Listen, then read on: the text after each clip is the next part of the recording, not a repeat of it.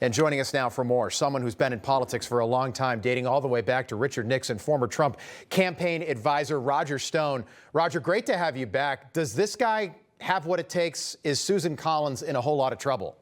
Well, it's this unique ability to take chicken and make it into chicken salad, which is what he just did. Politics in this day and age, with all of the cable channels and all of the internet alternatives, is still about being genuine, about being interesting, about being different.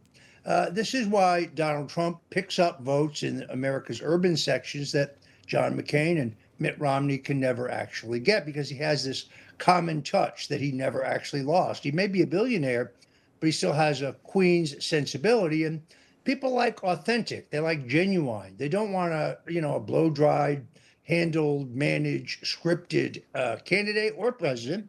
And Trump, I think, completely fulfills that. People like him because they know he's genuine, and they know he'll always roll with the punches. Take a listen to him on MSNBC last night. So he's lying about why he had the tattoo. He could have gotten this thing removed at any time. Fine, I give him the benefit of the doubt. He was drunk. 2007 in Croatia with his fellow Marines. He got this Nazi tattoo, this SS tattoo.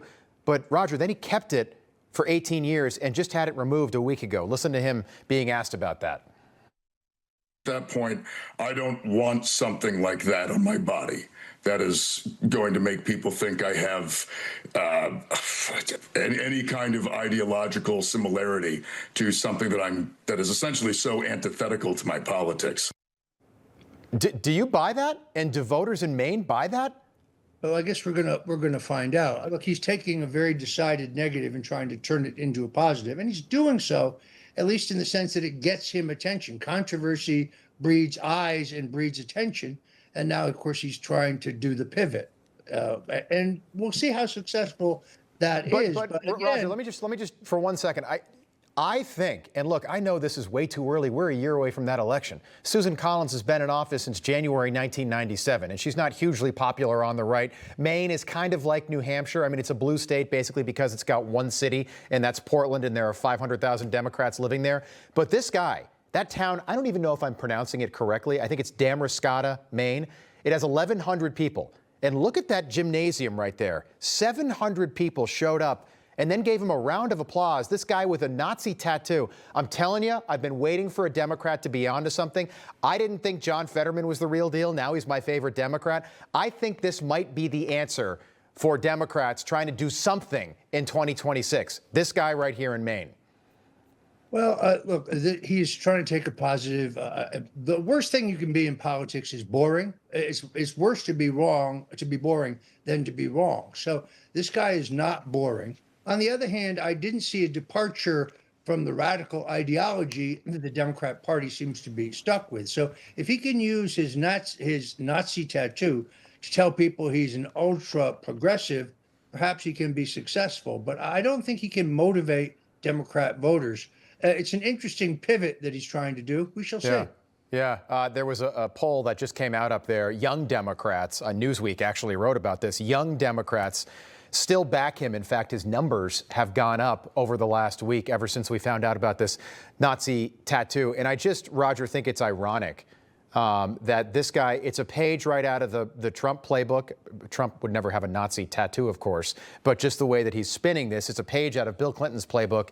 Absolutely. Bill Clinton, 1992. I'm just wondering, is this somebody that you think is a threat to Susan Collins? Look, Maine, the demographics of Maine are going bad. You got one congressional district that's pretty good for Republicans, the other one that is terrible. She's been there a long time. I think that she's picked her votes very carefully. But I think any Republican, in a state that's changing that quickly, is going to be relatively vulnerable. Look, if the guy had a Nixon tattoo, I think he'd be much stronger. Do you know anybody with a Nixon tattoo, by the way? I just happen to, yes. Yes, It's a reminder every day I look at it that when you feel depressed, when you feel defeated, that's the time to get back in the fight. See, a man is not finished when he's defeated. He's only finished when he quits. Absolutely. That's Stone's rule, number 24. I will just say for everyone at home, just to break the fourth wall for a second, Roger, you're the perfect guest for this. You worked for Nixon, knew Ford, worked for Reagan, helped out the Bushes, obviously Donald Trump. You know politics so very well, and what I think was remarkable, I tried to get it out of you, you wouldn't give Graham Platner the soundbite. Because boy, oh boy, if Roger Stone said he's got a chance, that would be everywhere in the state of Maine tomorrow morning, and you didn't do it. Good for you. Roger Stone, thank you. Thanks, Rob. All right.